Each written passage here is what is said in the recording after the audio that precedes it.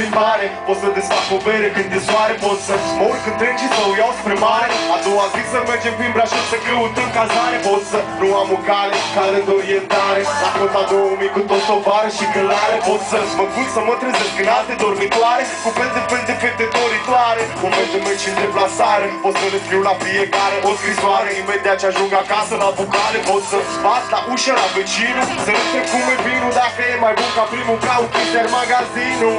Pot să fac asta nostru, pot să putere peste tot. Hai focă lumea zi!